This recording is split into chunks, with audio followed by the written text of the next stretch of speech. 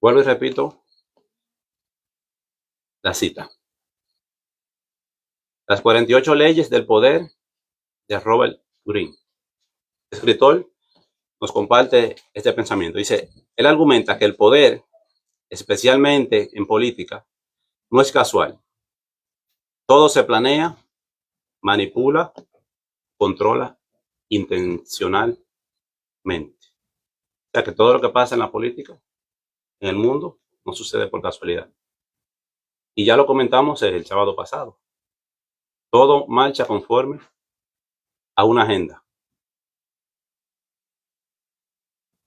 Vamos a hacer un poquito más de énfasis en esto que ha estado pasando con Charlie Kirk. Cuando hice el primer comentario sobre él, dije que no compartía ni conocía tanto su vida ni compartía todas sus creencias, pero que quería hacer énfasis en dos puntos que sí estaba muy de acuerdo. Él hablaba en favor de los mandamientos y la observancia del sábado, y que él estaba en contra de la agenda igualitaria de los homosexuales. Miren lo que dice acá sobre una película que fue lanzada hace un tiempito atrás. Miren lo que dice. Película Ojos de Serpiente. El político Charlie Kirkland muere el 10 de septiembre en la película. Recibe un disparo en el cuello mientras veía una pelea de Tyler apodado El Verdugo. Esta es la parte de la película. Entonces, esta parte de acá fue lo que pasó en la realidad. Año 2025. Político Charlie Kirk muere el 10 de septiembre. Recibe un disparo en el cuello. El asesino verdugo se nombra Tyler. ¿Casualidad? ¿Se acuerdan lo que acabo de leer de la cita? Todo se manipula. Nada funciona por casualidad. Todo sigue una agenda. Sí, hermano Fred. La atención tanto de la película como de la idea del plan político y el nombre es prácticamente igual. El mismo nombre, solamente. Y la fecha que fueron asesinados igual. Todo igual. Y el lugar donde entró la bala igual. Todo igual. Lo que esto encaja con la cita que leíste al principio. Todo igual. O sea que esta persona que escribió esta cita sabía de qué estaba hablando.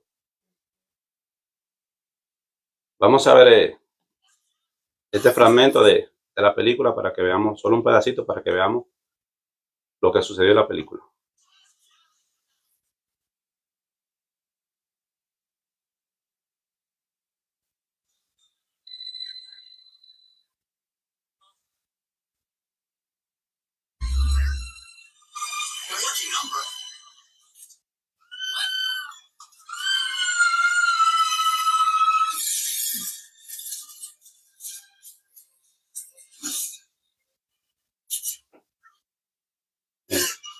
El mismo lugar y todo.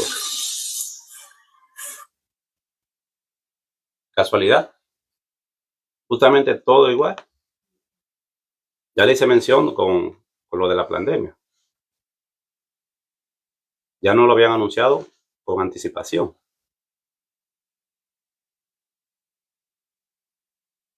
Miren lo que dice esta parte, la tomé del libro. Esto lo vamos a ver en un nuevo capítulo más adelante. Miren lo que dice. John Swinton, jefe de personal del New York Times, quien fuera considerado el decano de su profesión, hizo una declaración muy reveladora en 1953. En un almuerzo del Club de Prensa de New York, Swinton declaró: no hay algo a esta fecha de la historia mundial en Estados Unidos que se pueda llamar prensa libre. Ustedes lo saben y yo lo sé. Ninguno de ustedes se atreve a escribir su opinión honesta. Y si lo hiciera, sabe de antemano que nunca aparecería impresa. Semanalmente se me paga para mantener mi opinión honesta fuera del periódico con el que trabajo. Otros de ustedes reciben un pago similar por cosas similares y cualquiera que fuera lo suficientemente ingenuo como para escribir opiniones honestas, estaría en la calle buscando otro trabajo. Si yo permitiera que mis opiniones honestas se publicaran en tan solo una edición de mi periódico, antes de 24 horas estaría desvinculado del cargo. ¿Qué le parece? ¿Será que lo que este hombre está diciendo va con la realidad de lo que vemos hoy día? ¿Será que la prensa y los medios no publican siempre la verdad? ¿O nos venden lo que ellos quieren que nosotros veamos?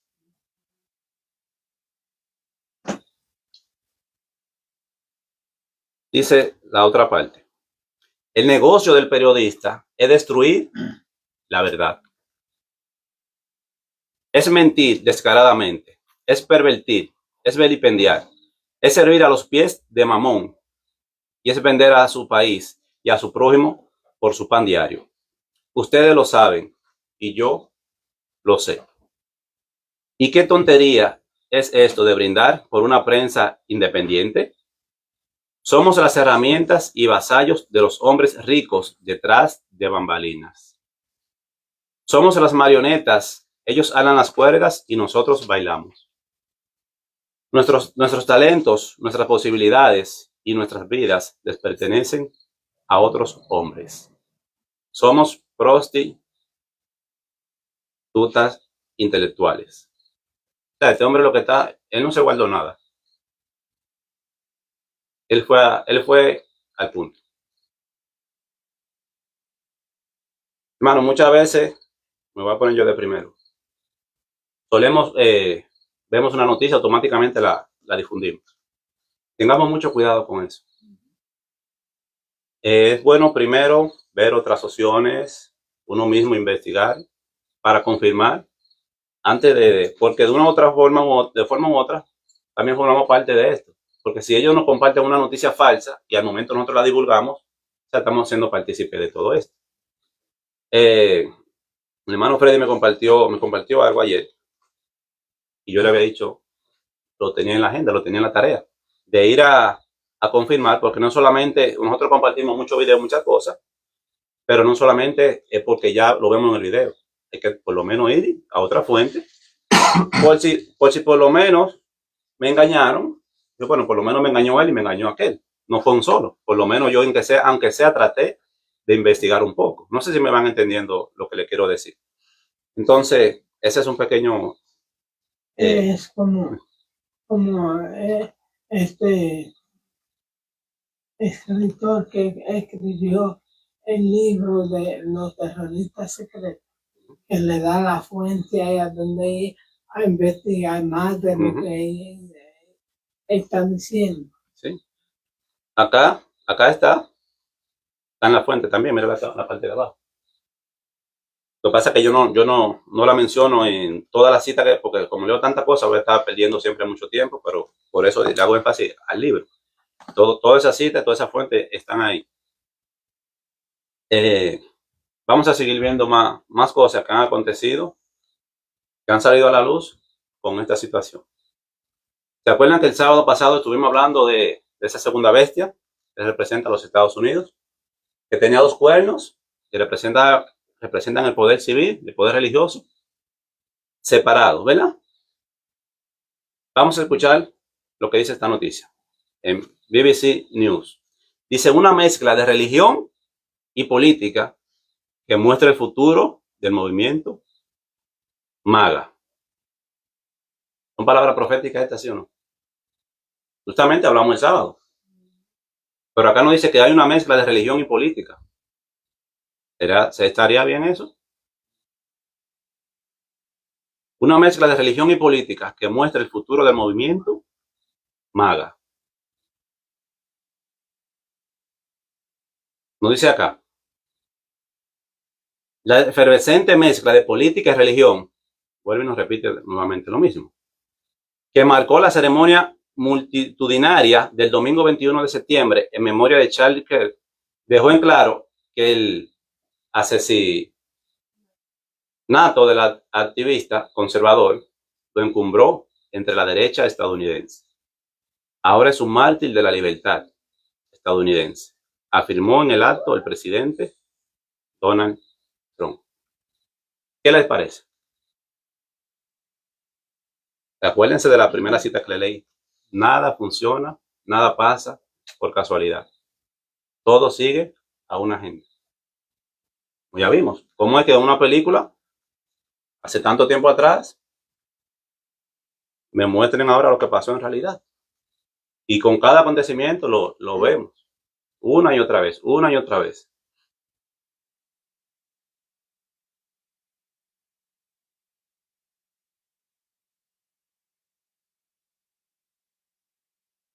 Trump lanza la iniciativa América Ahora para preparar el 250 aniversario del país. Te pregunto, ¿cuál es el cargo de Donald Trump? Presidente. ¿Y qué hace un presidente? Metiéndose en cosas de religión. Y eso es separado. Jesús dijo al César lo que es de César y a Dios lo que es de Dios. Más adelante les voy a compartir un video para que ustedes escuchen algo que nos dice la inteligencia artificial. Dice acá, el presidente de Estados Unidos, Donald Trump, inclina la cabeza en oración junto a la procuradora general Pam Bondi en el Museo de la Biblia el 8 de septiembre del 2025. Sigue compartiendo acá así prensa. Hasta la fecha, más de 70 organizaciones y personalidades conocidas están participando en la iniciativa. ¿Cuántas organizaciones? O sea, que él no está trabajando solo en esto. O sea, que hay muchas organizaciones que están de la mano con esto. O sea, que son participantes de esto. Esto incluye grupos católicos como Catholic for Catholic y Catholic Vote, así como grupos protestantes como la Convención Bautista del Sur y World Builder. Durante el discurso, Trump invitó al secretario de Vivienda y Desarrollo Urbano, Scott Sterling, al escenario para hablar sobre la iniciativa. Tony también es pastor bautista. Ya vemos acá de todo acá. Católicos, protestantes. Hace una pregunta. ¿Qué pasaría si 1 millón de personas oraran por nuestro país cada semana entre ahora y el próximo de julio? Hace esa pregunta. ¿Qué pasaría si 1 millón de personas oraran por nuestro país cada semana entre ahora y el próximo 4 de julio? Él pone acá esta fecha porque, como ya mencionamos, el 250 aniversario de este país se celebra el próximo 4 de julio. O sea que no es casualidad lo que se está compartiendo acá. Preguntó, más específicamente, ¿qué pasaría si creyentes de todo este gran país se unieran con 10 personas, amigos, familiares, colegas, compañeros de trabajo, 10 personas cada semana para orar por nuestro país y por nuestros conciudadanos? O sea que ya ahora el cálculo aumenta, porque si multiplicamos 1 millón por 10, ya no es 1 millón, ahora son 10 millones.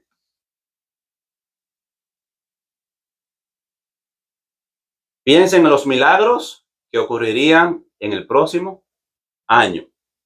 Piensen en la transformación que ustedes y yo podríamos presenciar en comunidades de todo el país. Hermano, ¿qué le parece esto que estamos compartiendo? Justamente se hizo énfasis el sábado pasado. Ese poder, esa bestia, esas 2 características eran esos 2 cuernos como de corderito. Primero comenzó como un cordero, manso, humilde. Pero decía la última parte del versículo que iba a terminar hablando como un dragón. Y el dragón es Satanás. O sea, que iba a haber una metamorfosis en esta nación. ¿Creen ustedes que la estamos viendo, sí o no? Los fundadores de esta nación, cuando pusieron esos 2 poderes separados, ¿sabían ellos por qué lo hacían? Sí. ¿Sabían ellos por qué razón el poder religioso y civil debían de ir separados? Sabía. Claro que sí. ¿Y qué ha pasado últimamente con la agenda, con la enmienda Johnson? Se está atacando esa enmienda para que ya la religión pueda y la política puedan trabajar de la mano.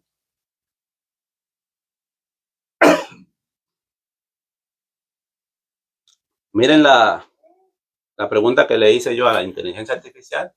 Escuchemos lo que me respondió. Dime 7 razones por qué la Iglesia y el Estado deben estar separados.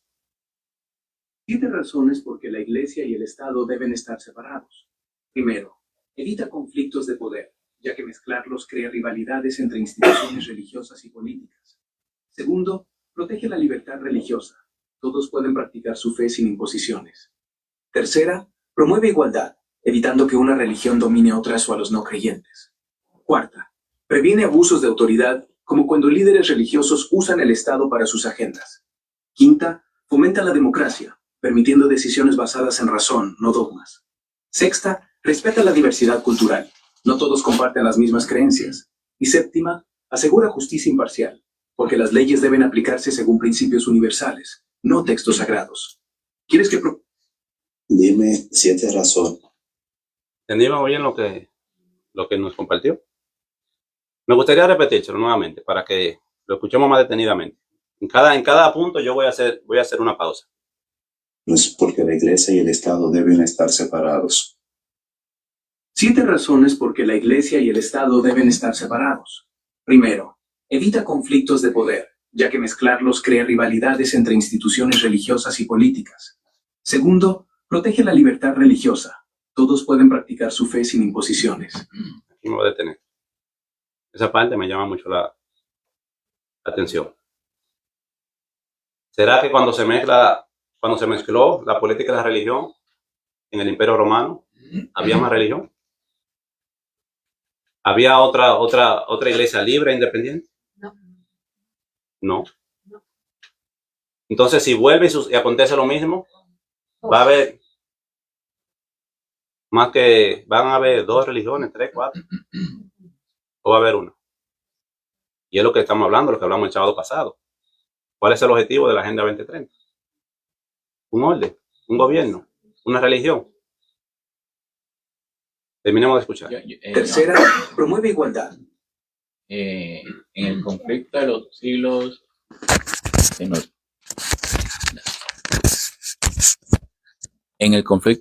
se nos dice de que la religión y el Estado, cuando trabajan separados, es una gran bendición. Pero juntos, cuando se unen, dice que eso viene a ser una gran desgracia para la humanidad. Así es. Eso lo dice el conflicto de los siglos. Y lo estamos viendo ahora. Así es. Evitando que una religión domine a otras o a los no creyentes. Él lo dice.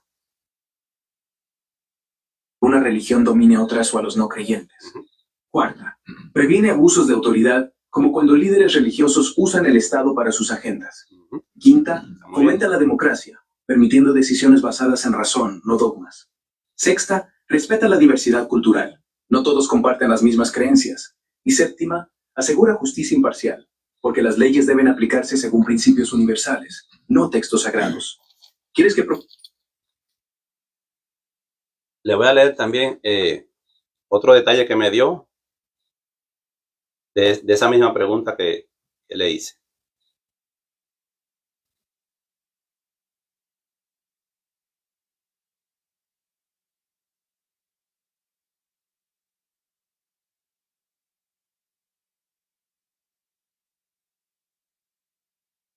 Escuchan, que yo le pregunté, estas fueron 5 razones que le pedí.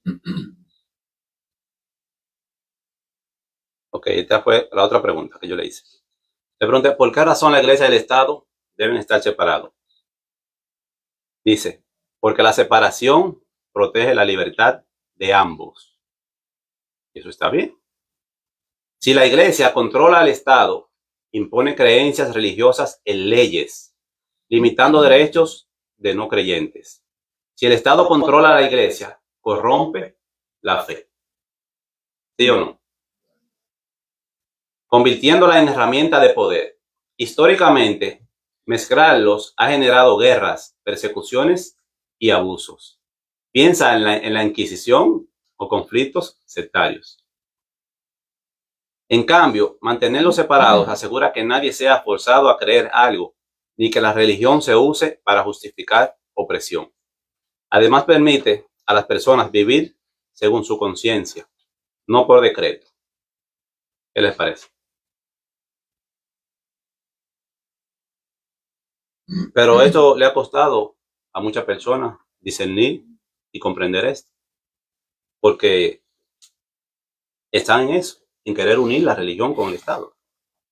Y lo van a lograr. Bueno, ya lo están logrando, porque ya vimos lo que acabamos de leer acá. Cómo está el presidente promoviendo la oración.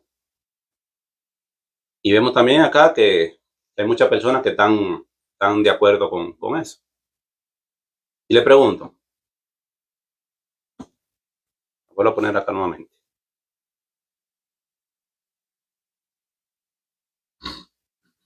¿Qué pasaría si 1 millón de personas oraran por nuestro país cada semana? Entre ahora y el próximo 4 de julio. Más específicamente, ¿qué pasaría si creyentes de todo este gran país se unieran con 10 personas, amigos, familiares, colegas, compañeros de trabajo?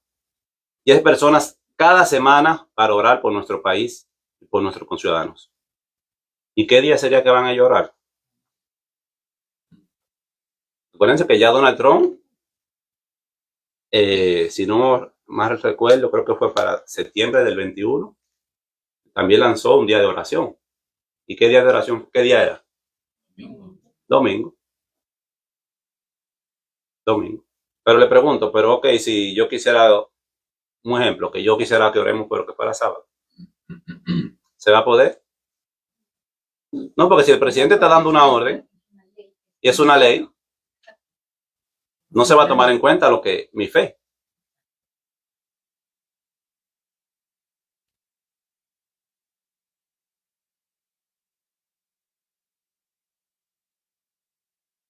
Quiero que escuchemos ahora, que veamos estos videos. Presten atención, por favor. Escuche a Dios o no, pero sé que En los videos, quiero que noten el énfasis a una palabra que ellos dicen. La repiten bastantes veces. Escuchemos. escuche a Dios o no, pero sé que el mal es real porque lo estoy viendo cara a cara ahora mismo, tanto en el asesinato de Charlie, ya sabe, como en la respuesta a ello por parte de algunos.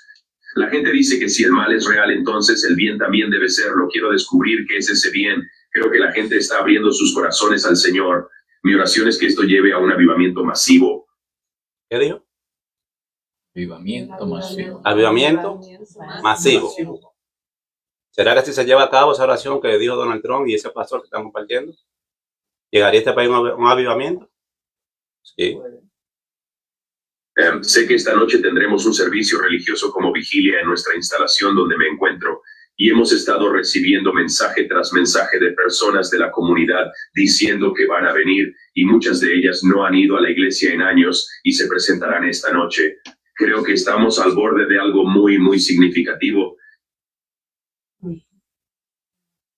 ¿Está de la mano eso con lo que acabamos de leer? Del día de oración. Dice él, habló de un avivamiento. Sigamos escuchando. Necesitábamos reajuste político y despertar espiritual, y así fue. Despertar espiritual y reavivamiento, lo mismo. Debemos restaurar la religión en Estados Unidos, ya que sin fronteras, ley, orden y fe, ya no hay país. Queremos que la religión regrese a Estados Unidos. Queremos que Dios regrese a nuestra hermosa nación como nunca antes. Es lo más increíble que creo haber visto. Y no. Lo que sea que ocurra a continuación en Estados Unidos, espero que sea en esta dirección, porque Dios está aquí Y se puede sentir. Después del asesinato de Charlie, no vimos violencia. No vimos disturbios.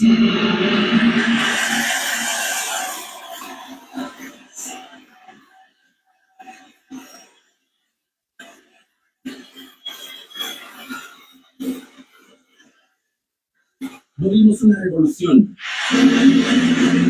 En su lugar, fuimos testigos de lo que mi marido siempre había orado por ver en esta nación: un avivamiento.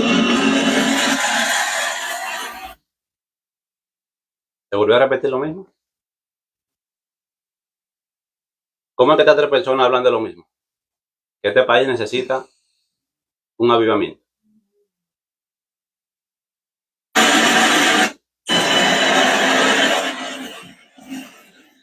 ¿Quién puede sentir que ese avivamiento está sucediendo en este preciso momento?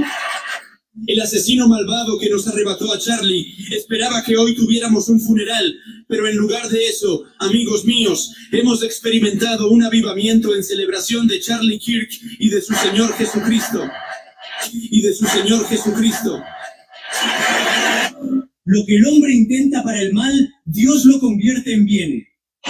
El mal pensó que hoy habría un funeral. Sin embargo, Dios ha creado un avivamiento justo aquí, en esta casa, ahora mismo. Necesitábamos reajuste. ¿Qué les parece?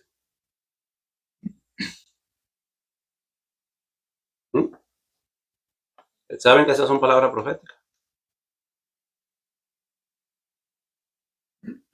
Miren lo que nos dice esta cita.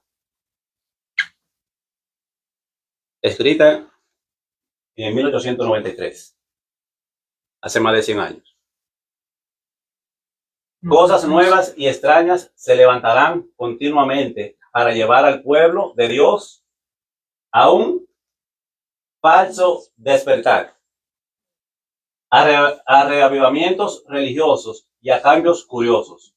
Pero nuestro pueblo no debería ser sometido a ningún criterio de invención humana que produzca controversia en algún aspecto. ¿Se nos había profetizado que iba a surgir esto? Manuscrito 167 en 1897. Eso estaba yo pensando, que todo se veía bonito, pero como dice la palabra escrito está, dice, es que no guarda los mandamientos hasta sus oraciones son abominables. Sigamos leyendo la otra. Dice, antes que los juicios de Dios caigan finalmente sobre la tierra, habrá entre el pueblo del Señor un avivamiento de la piedad primitiva, cual no se ha visto nunca desde los tiempos apostólicos. Le pregunto, si hay un falso avivamiento, ¿debe de haber un verdadero? ¿Sí o no? ¿Ok? El enemigo de las almas desea impedir esta obra, y antes de que llegue el tiempo para que se produzca tal movimiento, tratará de evitarlo introduciendo una falsa imitación. Sin temor a equivocarme, yo estoy completamente seguro de que ese falso avivamiento ya está acá. Pero como el enemigo sabe que debe de haber uno verdadero, tiene que crear uno falso. El enemigo no cambia. A todo lo de Dios se le va a llevar la contraria. A todo. Joan, ¿cómo, verdad, se nos advirtió? Gracias. ¿Cómo se nos advirtió esto? Y estoy seguro que tal vez lo ignoramos y no nos acordamos y estamos viendo ahora eso. Y tal vez muchos adventistas lo estamos viendo como un gran logro, como una gran ventaja, que Estados Unidos, ¿verdad? Cosas ahí. Y está hablando de un falso avivamiento, porque eso es lo que hacen énfasis en las personas que has puesto, como la esposa de él, el presidente, el vicepresidente y otro más de los grandes del gobierno. Cómo las cosas se mueven, ¿verdad? Porque así como hay un falso reavivamiento, hay un verdadero. Y así como hay un falso día de reposo, hay un verdadero día de reposo también. Y casualmente en las dos cosas están trabajando ellos ahora mismo. Como hay un matrimonio verdadero, hombre y mujer, ya vemos que también hay matrimonio falso. Sí, sí, o sea, sea, se ve muy demasiado obvio, ¿verdad? Cuando la política está de por medio, personas poderosas, personas de mucho dinero, personas de la economía, de la industria, pero que no tienen absolutamente ningún conocimiento de la verdad. Y también a la gente le gustan las emociones, los sentimientos, suben y bajan, ¿verdad? Personas que hablan bonito, que tienen una facilidad de palabra, mucha palabrería, vacía y vana. El único revelamiento que viene de Dios es el que está fundado en la palabra de Dios, escrito está, como dice Isaías, porque si no es de acuerdo, ¿cómo dice Isaías? A la ley del testimonio, los cuadres siguen en la oscuridad, no les ha amanecido.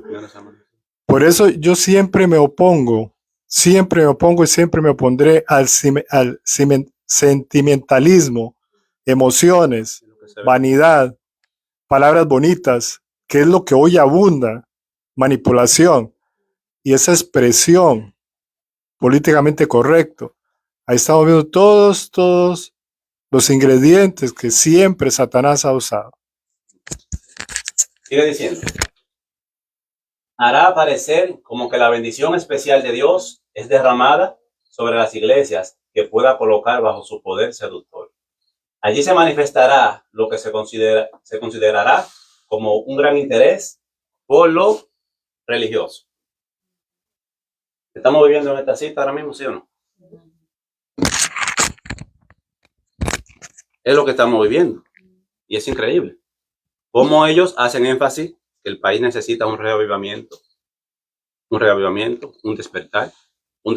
Y como hemos estado estudiando los sábados pasados, vemos cómo este país está viniendo en degradación, en decadencia.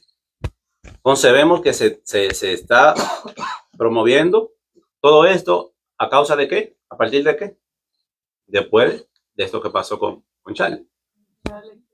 ¿Casualidad? Bueno, le repito. No.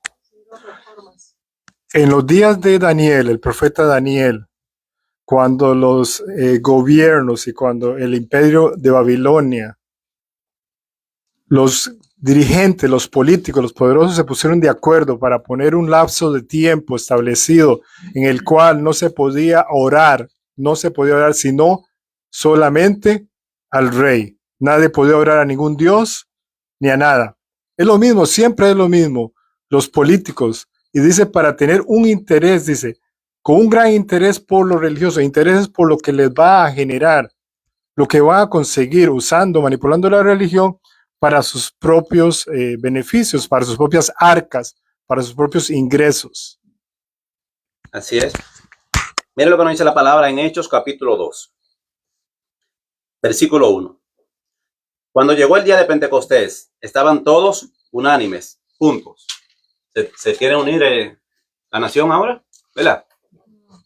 Y de repente vino del cielo un estruendo como de un viento recio que soplaba, el cual llenó toda la casa donde estaban sentados. Y se les aparecieron lenguas repartidas como de fuego, asentándose sobre cada uno de ellos. Y fueron todos llenos del Espíritu Santo y comenzaron a hablar otros idiomas. Solamente me quiero quedar con la parte principal. ¿Será que ya estaba profetizado también que iba a surgir este falso reavivamiento? Ese falso Espíritu Santo. Vamos a Apocalipsis capítulo 13.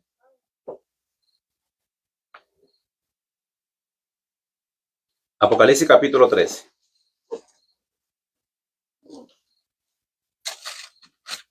Versículo 11. Nuevamente. Nos dice, después vi otra bestia que subía de la tierra y tenía 2 cuernos semejantes a los de un cordero, pero hablaba como dragón. San Juan nos está hablando que está viendo a la nación de Estados Unidos. Ya lo hemos explicado bastante. Versículo 12. Y ejerce toda la autoridad de la primera bestia en presencia de ella. ¿Tiene autoridad este país, esta nación? Por algo debe ser policía del mundo. Por algo es la potencia del mundo. Y dice que actúa delante de la primera bestia. Ya sabemos que la primera bestia representa a Roma papal. Y nos sigue diciendo.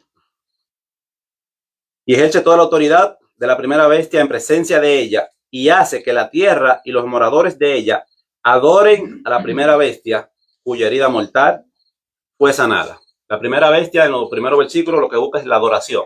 Lo podemos leer y siempre van a hacer énfasis en esa palabra. Adoración, adoración. Versículo 13. También, la segunda bestia, hace grandes señales de tal manera que aún hace descender fuego del cielo a la tierra. Te pregunto, el fuego original que podemos ver que se cumplió en el Pentecostés, ¿qué fue lo que descendió? ¿Fue un espíritu falso o fue un espíritu verdadero? Un espíritu verdadero. Pero ahora acá nos dice que esta segunda bestia va a hacer descender fuego del cielo a la tierra. Claro, sabemos que si lo aplicamos literalmente, esta nación puede hacer descender fuego, como lo hace cuando va a la guerra, cuando lanza misiles. Pero hablando acá, proféticamente, en estos símbolos, acá estaba presentado que iba a haber un falso reavivamiento. Sí, Francisco. Yo estoy, ¿verdad?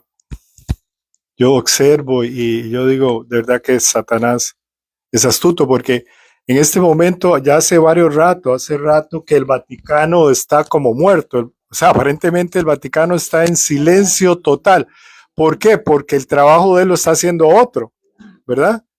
Es cuando una empresa hay 3 o 2 ingenieros y un solo labor, un solo trabajador. El ingeniero, los patrones miran calladitos al esclavo trabajando. Y qué interesante que todo lo que está pasando en el mundo en este año o menos, el Vaticano está como que no existe. Ellos no existen. El silencio es sepulcral. ¿Por qué? Muy sencillo, porque sus planes lo está ejecutando otro. Nos dice el versículo 14. Y engaña a los moradores de la tierra por las señales que se le ha permitido hacer en presencia de la bestia, mandando a los moradores de la tierra que le hagan imagen a la bestia que tiene la herida de espada y vivió. Lo que no dice acá la palabra es, este poder de Roma sufrió en su momento una herida, o sea, se le quitó el poder político. Sabemos, en 1798, Francia le quitó el poder político a mano de Napoleón Bonaparte, se le quitó el poder político a Roma. Pero no dice la palabra que nuevamente iba a adquirir el poder político otra vez. Recordemos que Roma dominaba el mundo completo. Y ya mencionamos el sábado pasado. ¿Por qué no pone énfasis en querer conquistar a Europa? Europa es católico. Entonces, Estados Unidos es protestante y ellos necesitan dominar este país. Y aparte de eso, como son el policía del mundo, ellos necesitan el poder para poder aplicar sus leyes. Como ya leímos lo que nos dijo la inteligencia artificial, que lo que viene es opresión cuando se unen la religión y el Estado. Sigamos viendo esto acá. Escuchemos. Aún usaba mil tantos. Fui a secundaria católica, luego universidad jesuita por años. ¿Quién es ese que está hablando? La viuda. La viuda.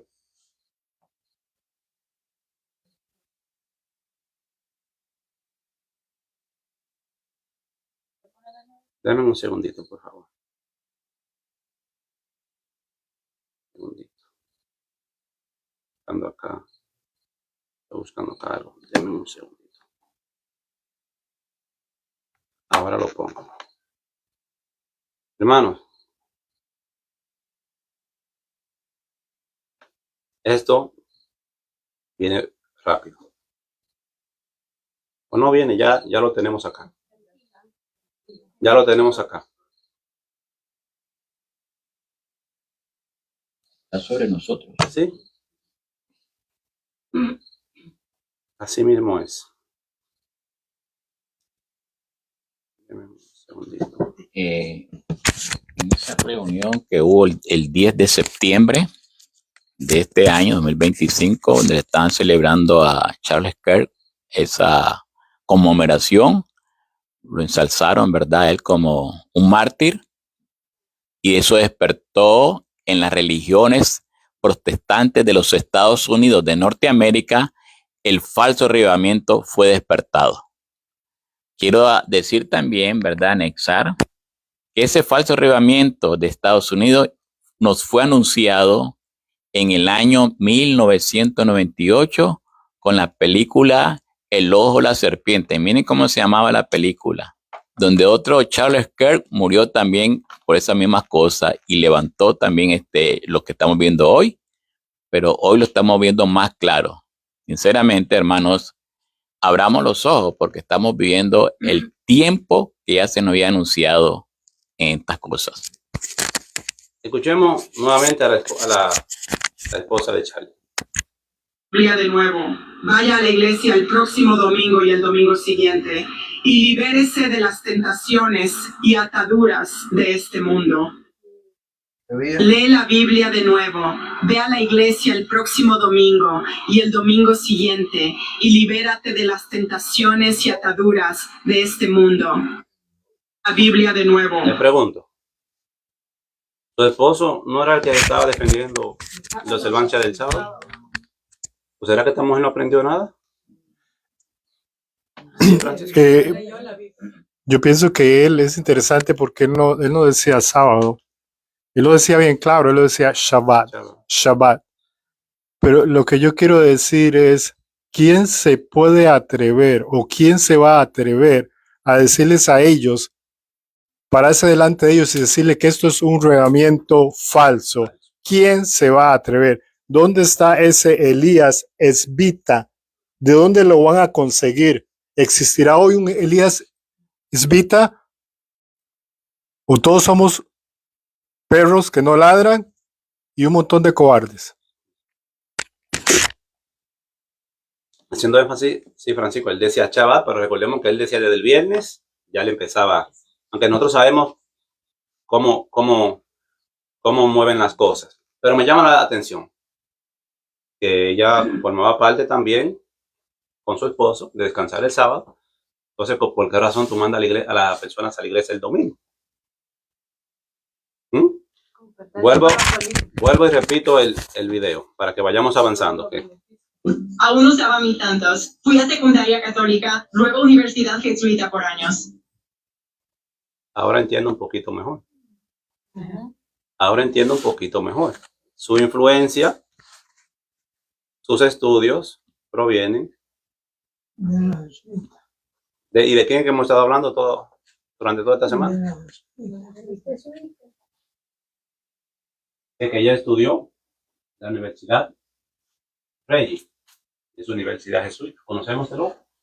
Con los tres clavitos. Cada clavo, ya eso lo estudiamos, cada clavo representa ¿qué número? Número 6. ¿Será que ahora las cosas van cogiendo como más forma? Sí, Fred. Joan, si ella se declara abiertamente dónde estudió, en un colegio jesuita, ahí se preparó ella, y ahora ella, que el esposo murió, ella hace hincapié a ir a la iglesia los domingos, y lo dijo 2 veces. La pregunta que me hago yo es la siguiente: si ella era jesuita, ¿el esposo sería jesuita o no lo era? Pero porque habla del día de sábado, el día de Shabbat. Al igual que el Papa también habla el mismo día de Shabbat. Pero ¿cuál Shabbat? ¿Cuál día de reposo? Esa es la pregunta que yo me hago. Interesante. Pero perdón, aquí hay una norma que nunca podemos olvidar, que es la norma de en contra, a favor y opuesto, ¿verdad? Que ellos en esa práctica, en esa ejecución, crean confusión y es el corazón y es la esencia de Babilonia. Confusión y llevarse a los que no tienen conocimiento de la verdad, a los que quieren estar, digámoslo así, entre comillas, seguros y en paz. Pero dice el Señor, cuando digan paz y seguridad. Automáticamente yo escuché esas palabras de ella, me acordé de esto, que lo presentamos también en el tema de del pacto de Dios con Israel. Miren lo que dice el mandamiento número 3 de la Iglesia Católica. Santificará la fiesta, dice. Pero mira la introducción. Pues en 6 días hizo el Señor el cielo y la tierra, el mar y todo cuanto contiene, y el séptimo descansó. Por eso bendijo el Señor el día de sábado y lo hizo sagrado. Eso es correcto. Pero ahora nos dice acá abajo, este mandamiento viene a recordar la santidad del domingo, día en el que los cristianos deben reunirse para un servicio de adoración común. Automáticamente me llegó eso. Vemos al esposo que por un lado nos hablaba del sábado y por otro lado ahora la esposa ya no está su esposo y ahora está hablando del domingo. Vemos cómo es la confusión. Te doy un poquito de verdad, pero luego te vengo con la mentira. Joan, tú lo mencionaste al principio de que en un principio era que muchas veces nos dejamos llevar rápidamente y nos emocionamos, la emoción nos mata. Cuando sucedió eso de la muerte de este joven, el 10 de septiembre, y comenzaron muchos adventistas a poner en todos las TikTok y muchas cosas la parte del sábado, y muchos adventistas cayeron en eso y dijeron que ese hombre era un mártir y que ese hombre murió sellado. Lo dijeron, yo lo escuché con mis oídos, pero yo siempre me quedé con aquella cosita simplemente porque él habló del sábado y lo magnificó, porque la verdad me gustó. A mí, en lo personal, me encantó cómo lo presentó. Y me quedé con eso cuando escuché bastantes ministerios adventistas allá hablándolo como un mártir de nuevo, ¿verdad?, de Dios en este mensaje. Pero las cosas están saliendo y estamos viendo otra cosa. Entonces, ¿qué está pasando con nosotros los adventistas que nos dejamos llevar fácilmente con algo? ¿Cómo nos están engañando? ¿Cómo nos están? Y tú lo mencionaste que nosotros nos quedamos un poquito pensativos. ¿Será esto? ¿Será así? Pero gracias a Dios que nos ha dado la virtud de esperar y ver más, porque todo está saliendo a luz. Sí, desde un principio el tema está ahí grabado. Pueden ver que yo dije, yo no lo conozco, yo no comparto toda su fe, solamente hice hincapié en los 2 puntos que sí vi que íbamos de acuerdo. Él habló del sábado y del matrimonio igualitario. Pero desde un principio, sin conocer a una persona, usted no puede depositar toda su confianza en esa persona. Porque ahora vemos cómo las cosas empiezan a surgir y vemos que esto también formó parte de la agenda, como ya nos lo anunciaron en la película. ¿Y cuál es el trasfondo de todo esto? Ya estamos viendo cuál es el trasfondo de todo esto. Una cosita más. De acuerdo a la película que fue hecha en 1998, la muerte de este joven, Charles Kerr, ya estaba escrita para esa misma fecha. Y en este año que estamos viendo la Agenda 2030. Sí, estaba todo planeado, todo. Y vuelvo a hago hincapié. ¿Quién obra así? ¿Quién trabaja así? Roma trabaja lenta, pero seguro. ¿Me ayudan nuevamente? ¿Cómo que se llama el libro? Y el enemigo desenmascarado. Escuchemos lo que nos sigue diciendo, lo que nos dice el conflicto de los siglos. Edictos reales, concilios generales y ordenanzas de la Iglesia, sostenidos por el poder civil, fueron los peldaños por medio de los cuales el día de fiesta pagano alcanzó su puesto de honor en el mundo cristiano. A través de conflictos, de edictos, ordenanzas por la Iglesia, fue como el día común logró alcanzar el mundo cristiano. Dice, la primera medida pública que impuso la observancia del domingo fue la ley promulgada por Constantino en el año 321 después de Cristo. Dicho edicto requería que los habitantes de las ciudades descansaran en el venerable día del sol. En inglés, ¿cómo dice? Sunday, día del sol. O sea, sigue siendo lo mismo. La adoración que hacía Constantino, todos los paganos en el día del sol, la tenemos hoy día igualita, solamente disfrazada de cristianismo. Sigue diciendo, pero permitía a los del campo que prosiguiesen sus faenas agrícolas, a pesar de ser en realidad ley pagana, fue impuesta por el emperador después que hubo aceptado nominalmente el cristianismo. Pregunto, ¿se profesan estos políticos que hemos visto ser cristianos? ¿Sí o no? Sí. ¿Profesan, verdad?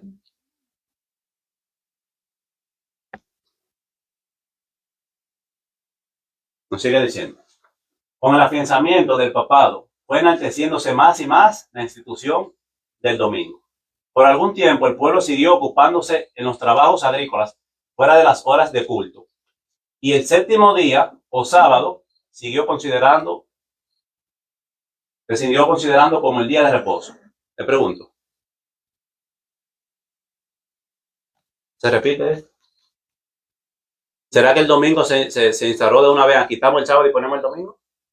No, fue gradualmente. Te doy domingo, pero te doy sábado, porque estamos viviendo. Te doy sábado, te doy domingo. Sigamos leyendo. Repito. Y el séptimo día o sábado siguió siendo considerado como el día de reposo. Pero lenta y seguramente. ¿Cómo trabaja Roma? Lento y seguro. Pero lenta y seguramente fue efectuándose el cambio. ¿Qué nos dice Daniel 7:25? Los tiempos y la ley. Se prohibió a los magistrados que fallaran en lo civil los domingos. Poco después se dispuso que todos, sin distinción de clase social, se abstuviesen del trabajo ordinario, so pena de multa para los señores y de azotes para los siervos. Más tarde se decretó que los ricos serían castigados con la pérdida de la mitad de sus bienes. Acuérdense de eso que estoy leyendo ahora. Más tarde se decretó que los ricos serían castigados con la pérdida de la mitad de sus bienes y que finalmente, si se obstinaban en desobedecer, se les hiciesen esclavos. Los de las clases inferiores debían sufrir destierro perpetuo. De esa última parte, acuérdense de la parte de los ricos, que serían castigados con pérdida de la mitad de sus bienes. ¿Se acuerdan de un proyecto 2025? ¿O ya se nos olvidó? No.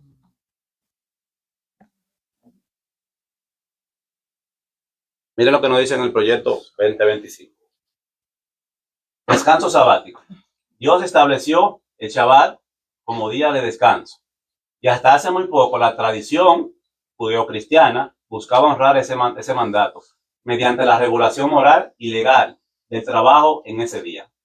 Además, un día libre compartido permite que las familias y las comunidades disfruten juntas el tiempo libre, en lugar de hacerlo como individuos atomizados, y proporciona un ritmo de vida más saludable para todos. Desgraciadamente, ese día de descanso comunitario se ha visto erosionado por las presiones del consumismo y el secularismo, especialmente para los trabajadores con bajos ingresos. El Congreso debería, ¿quién debería? El Congreso. La política debería, lo voy a poner más claro para que la política debería fomentar el descanso comunitario, el descanso religioso, política de Estado, modificando la ley de normas laborales justas, para exigir que se pague a los trabajadores tiempo y medio. ¿Me acuerdan lo que le dije de los ricos? Que se iba a castigar por la pérdida de la mitad de sus bienes. Sino, para exigir que se pague a los trabajadores tiempo y medio por las horas trabajadas en Shabbat. O sea, lo que nos está diciendo acá es que si los ricos, cuando usted vaya a trabajar en sábado, sabemos que acá lo que tienen es domingo, si usted quiere trabajar en domingo, usted deberían de pagarle tiempo y medio. Eso es lo que ellos están diciendo. Pero ¿qué va a hacer el rico? No, yo me voy a acatar a la ley, vamos a descansar el domingo, yo no tengo que pagar así tiempo y medio. Pérdida de sus bienes, lo que leímos anteriormente en el conflicto de los siglos, prácticamente lo mismo. Ese día sería por defecto. ¿Qué día? Domingo. Pero primero me dice Shabbat, me dice el día de descanso de los judeocristianos, pero ahora me dice que es domingo. ¿Y cómo es esto? Primero me mezcla sábado y después domingo. Lo mismo que vemos en el mandamiento, el mandamiento, que habla del sábado, te mete el domingo. Lo que pasó con Charlie, que habla de sábado, viene la esposa con domingo. ¿Y qué significa mujer en la iglesia? ¿Qué significa? Ya.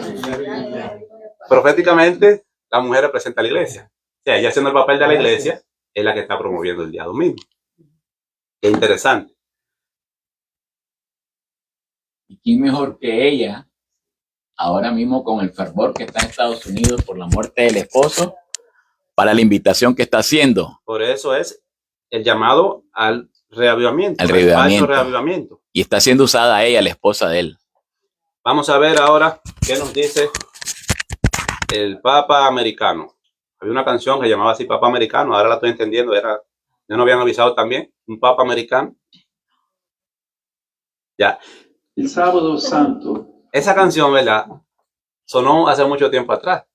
Papa americano. Y mire, ahora como que... es que es increíble cómo todo funciona. En el otro capítulo, bueno, todavía no hemos podido llegar a terminar el estudio, pero vamos a estudiar también sobre los Illuminati. ¿Cuál es el énfasis de los Illuminati? El centro. Controlan la música. Y ese otro capítulo también va a ser muy interesante. Escuchemos lo que dice el Papa. El sábado santo es también el día de descanso. ¿Qué dijo? ¿El sábado? ¿Saben ellos que el sábado es santo? Sí. Sí. Según la ley, el sábado santo es también el día de descanso, según la ley judía. Ahí donde ellos te le dan el cambio, según la ley judía. Según la ley judía. Jesús, después de haber contemplado su obra de salvación, reposa. No lo hace por estar cansado o por haberse rendido. Es más bien la confirmación de que lo que había que hacer se ha llevado a cabo. A veces nos cuesta descansar. Vivimos deprisa para producir, para demostrar, para no perder terreno. Sin embargo, así como el sábado santo nos enseña que cada silencio puede ser el preámbulo de una palabra nueva, también cada pausa puede convertirse en un tiempo de gracia. O sea, ellos saben, conocen cuál es el día santo. ¿Sí, Francisco?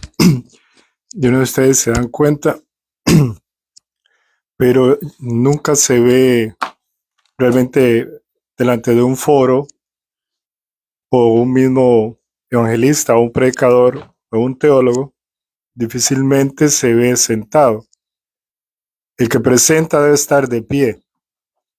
Pero como este señor es rey, como él es rey, él está en su trono.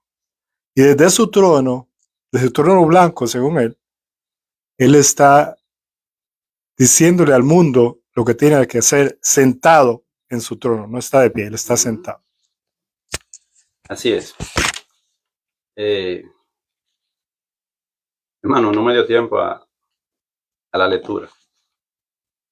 No quiero seguir alargando el estudio. Pero es que esto pasa con esto. Salen muchas cosas.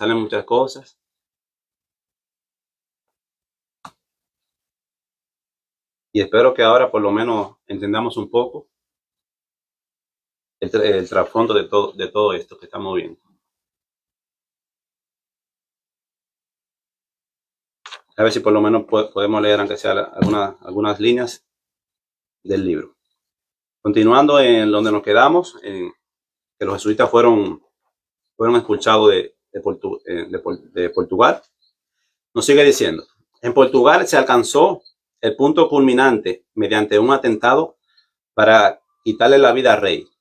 El hecho había sido incitado por los jesuitas, quienes habían impresionado a mentes retrógradas y fanáticas que no se cometía mal alguno por matar a un rey hereje, o sea, uno que no se sometía a sus dictámenes.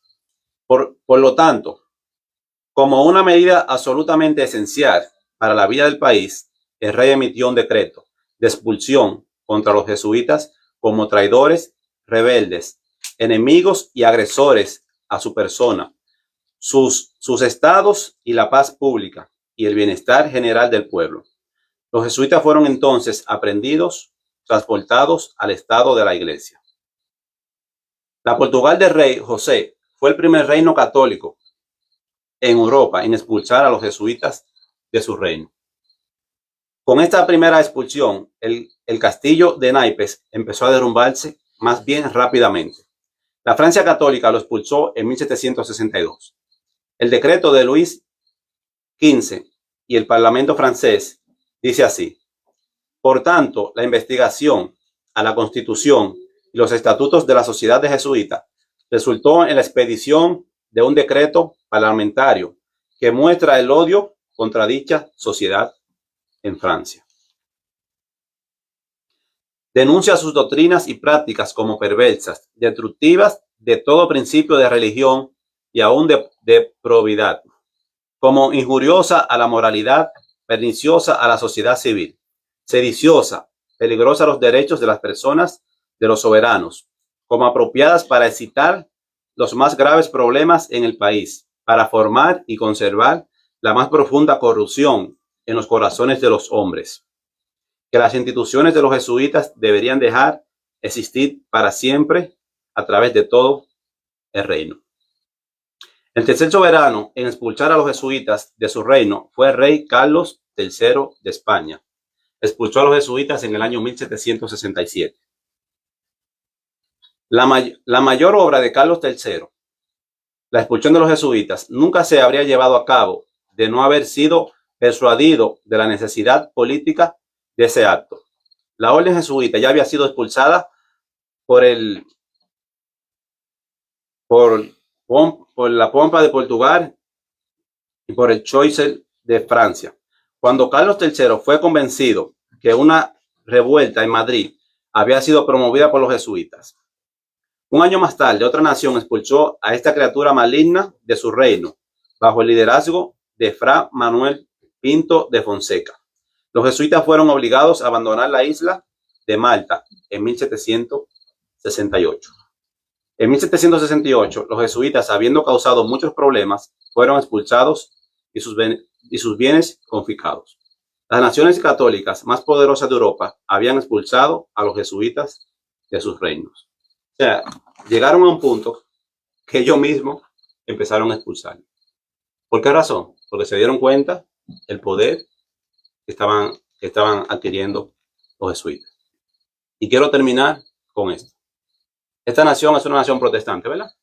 Fundada protestante. Podemos decir, se fundó protestante, los principios protestantes. Le pregunto, ¿cuántos jueces tiene la Suprema Corte de este país? 9. ¿Y cuántos son protestantes? ¿Y cuántos son católicos? Mayoría. 6. Católicos tenemos 6. Y para cuando se lleva algo a corte, ¿cuánto se necesitan? ¿Cuántos votos? 5 de 9. Y ellos son 6. O sea, aún se enferme uno, ya ellos como quiera tienen la mayoría. No hay que hablar. Entonces, este ha sido el estudio de hoy, mis hermanos. Una pregunta yo. Sí. Entonces, los jesuitas son una organización dentro del sistema papal. Sí. Recordemos que los jesuitas son la orden que Roma levantó para destruir el protestantismo. Entonces, como vemos, todo esto que estamos viendo a cabo, ese es el propósito. Entonces ellos son comandados por el Papa Negro. Sí, ese es el líder de ellos. Bueno, mis hermanos, vamos a terminar con una oración para que acabemos. Oh Padre amado, gracias Señor. Gracias porque permites que todas estas cosas salgan a la luz para que veamos, Señor, que tenemos el enemigo en casa. Oh Dios del cielo, permita que esto nos ayude a seguir despiertos, a seguir velando, a seguir orando, mi Dios. Que sigamos con nuestra lámpara encendida. Que tengamos, Señor, ese aceite extra que necesitamos para que nuestra vasija no se apague, mi Dios. Ayúdanos, oh Padre, porque este falso reavivamiento ha empezado. Señor, y el verdadero, ¿cuándo comenzará? ¿Qué más, Señor, es lo que necesitamos ver? ¿Qué más, mi Dios? Para ver que el tiempo ya prácticamente se pecado. Oh Dios del cielo, despiértanos, Señor. Despiértanos porque es un sueño bien profundo que tenemos. Ayúdanos. Señor, tú tienes siervos donde quiera que están levantando su voz. Sé con ellos, oh Padre. Guárdale de todo mal, Señor. Y ayúdanos a nosotros que ese celo por tu causa, mi Dios, se encienda. Para que podamos, Señor, llegar a tu palabra, dar ese fuerte pregón, llevar ese mensaje especial de los 3 ángeles, luego acompañado del cual, para este tiempo, Padre. Quédate con nosotros, mi Dios, y ayúdanos a ver, Señor, que para esta hora, Padre, nos has llamado.